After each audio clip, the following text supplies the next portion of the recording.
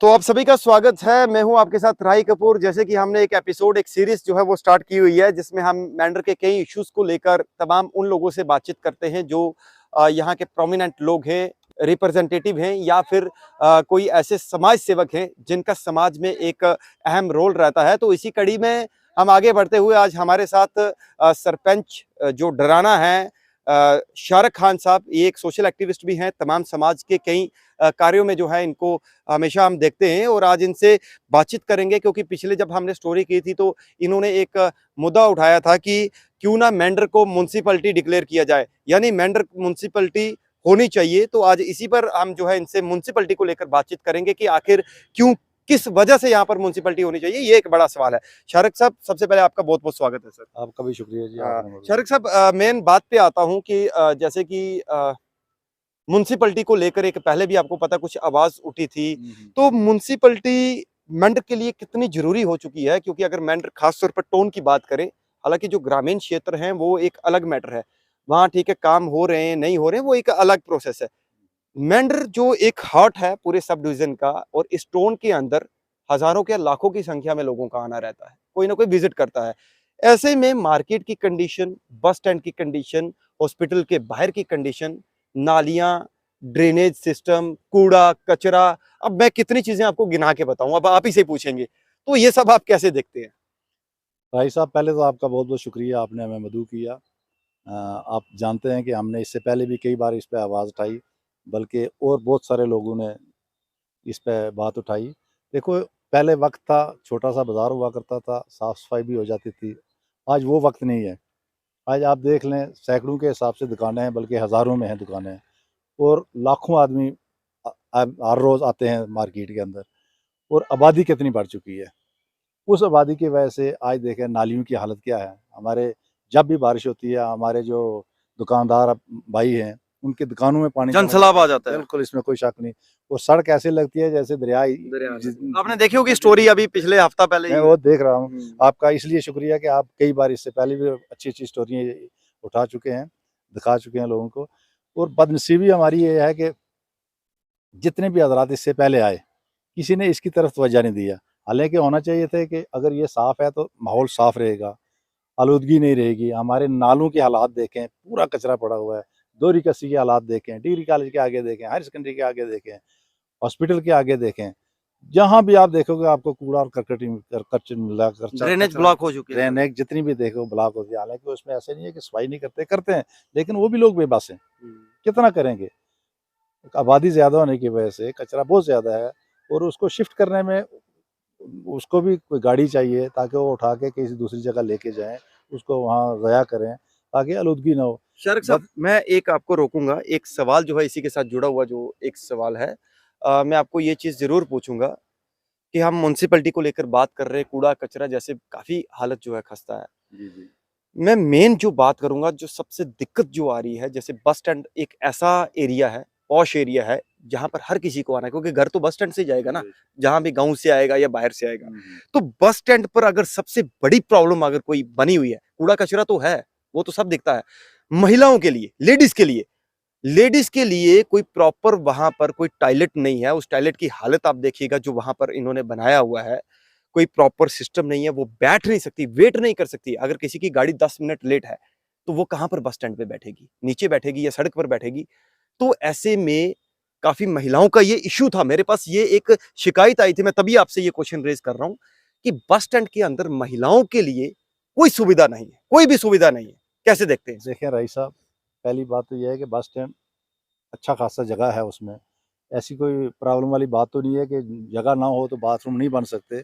जगह बहुत है, वहाँ बाथरूम बनने चाहिए, इसमें कोई शक वाली बात नहीं है। कि आए रोज़ हम जब भी देखते हैं वहाँ लाइन लगी होती है, खासकर लेडीज़ जो गांव की आती हैं वो कहाँ जाएं बेचारी। बहुत परेशानी है उनको। रापर वालों के लिए तो चलो घर है, नज़दीक है, वो चली जाएंगे। बाहर वाले कहाँ आएंगे? वो पैसा भी देती हैं, उसके बावजूद वहाँ सफाई नहीं होती है, और फिर वो कम है।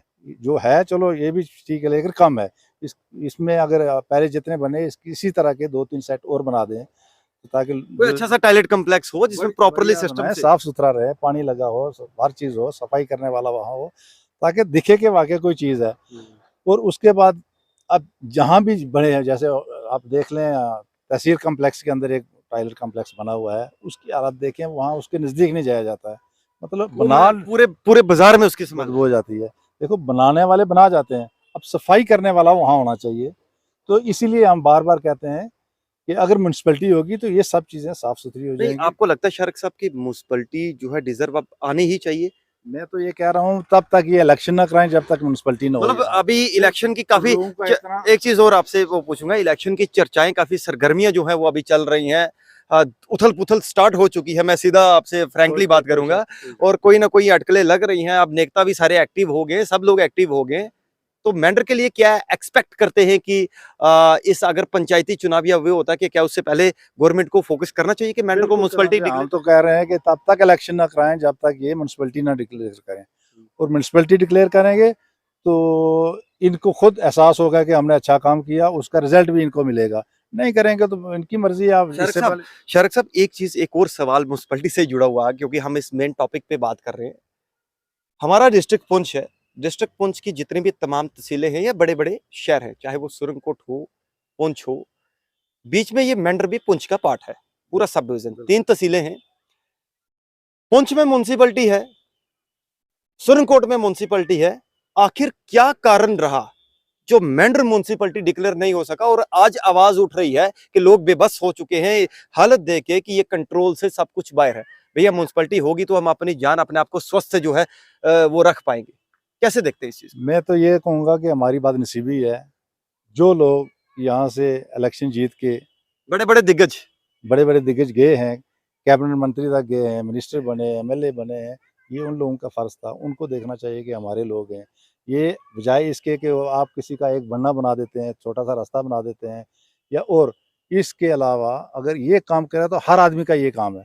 जो मेंढर में आएगा साफ़-सुथरा, जैसे हॉस्पिटल है, हॉस्पिटल सबका है। बड़े लीडर जो हैं इनका भी इनको भी ये काम आएगा। हम जैसे गरीब आदमी को भी काम आएगा, और हर आदमी का हॉस्पिटल अगर अच्छा है तो हर आदमी के काम आएगा। इसका मतलब अगर आपने हॉस्पिटल बना दिया तो सब आदमी का काम आपने कर दिया। छोटे-मोटे इलाके हैं वो जिनकी ज़रूरत है वो भी बनाए, सड़कें बनाए, सारा बनाए, लेकिन हॉस्पिटल बनाए, म्युनिसिपैलिटी बनाए। हमारे आबी जितने ज़खायर हैं देखो ये ख़त्म हो रहे हैं, नाले जितने भी हैं उसमें कचरा पड़ा हुआ नाले है। की बात कर रहे हो, ये बस स्टैंड के बैक साइड में जो नाला इसको डंपिंग पॉइंट बना दिया है। बिल्कुल। मतलब कि जो भी कचरा जितना भी है आप वहां से निकलो, जबकि उसके ठीक सामने जामा मस्जिद है, काफी पॉश एरिया है, लोग इतना आना जाना उन सब का रहता है, तो आप देखिएगा कि क्या कुछ देखना पड़ रहा है हमें। मैं वही इससे पहले भी अर्ज़ कर चुका हूँ कि डंपिंग सिस्टम होना चाहिए, कोई ऐसी जगह इनको तजवीज़ करनी चाहिए जहाँ ये डंप करें जाके। उसकी वजह से अगर यहाँ नाले में डाल रहे हैं तो हमारे अभी जितने भी हैं उनको नुकसान हो रहा है। नहीं, अभी आप शहर अगर खत्म हो अगर गया। यहाँ से शारिक साहब, गाँव में कई ऐसे आज भी लोग हैं जो अपने माल मवेशी इस जो नदी का पानी है इसका इस्तेमाल करते बिल्कुल हैं। करते हैं। तो ऐसे में ये पानी दूषित हो रहा है, मतलब पोल्यूटेड हो रहा है। बिल्कुल। तो आपको लगता नहीं है कि उनकी हेल्थ में भी खतरा है? जहाँ जानवरों की हेल्थ को है, इंसानी ज़िंदगी को भी इसका खतरा है? आप तो ये कह रहे हैं ना, मैं तो बहुत से आदमी देखा हूँ जो ये नाले का पानी भी पीते हैं। नहीं, कोई शक नहीं नहाते भी है, हैं बिल्कुल, इसी में, बिल्कुल। इसमें माल मवेशी तो है ही है, कुछ लोग हैं, लोग भी ऐसे हैं। बिल्कुल। तो इसकी वजह से जितनी बीमारी फैल रही है वो लोड कहाँ होता है? हॉस्पिटल के अंदर। तो हॉस्पिटल की हालत? हॉस्पिटल की हालत तो आपने देख लिया। हमारा हॉस्पिटल बदनसीबी से एक ऐसी जगह बना हुआ है जिसके पीछे पूरा पहाड़ी है। बारिश होती है पूरा पानी उसका नीचे उसके अंदर आता आ है, जाता और है। उसके अंदर कोई ड्रेनेज सिस्टम नहीं है, कोई बाउंड्री वॉल नहीं है कोई वहाँ पे। बाउंड्री वॉल नहीं है। और रिकॉर्ड में मैंने देखा है कि मैं इस पे पहले भी 1-2 बार हाँ बोल जी, हाँ चुका जी, हूँ बोलिए, बोलिए। कि 18 कनाल कुछ मरले है उसका, तो अभी करंट और कितनी होगी? करंट 13 कनाल बता रहे हैं। तो इसका मतलब है 5 कनाल कुछ मरले वो गई कहाँ है, तो इधर ही है ना। तो इनको चाहिए, इवन के उस दिन एसडीएम साहब से हमने बात की, उनने ही बड़ा, वो भी बड़े हैरान डीसी हुए। साहब ने भी विजिट किया डीसी साहब ने रिसेंटली। विजिट किया, उन्होंने भी कहा एसडीएम साहब पर्टिकुलरली वो बड़ा पेन ले रहे हैं कि इसकी हमने डिमार्केशन करानी है। मुझे लगता है कि कुछ लोग हैं जो ये नहीं चाहते हैं कि इसकी डिमार्केशन हो।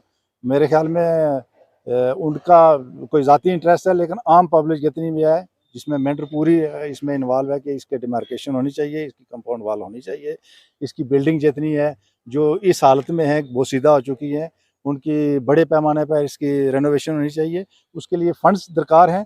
तो हम सरकार से ये भी उम्मीद करते हैं कि इसके लिए फंड्स वागज़ार किए जाएँ ताकि बिल्डिंग रिपेयर हो सके। उसके अलावा स्टाफ की यहाँ कमी है, इसमें जो है वो बेचारे बेहतर काम कर रहे हैं।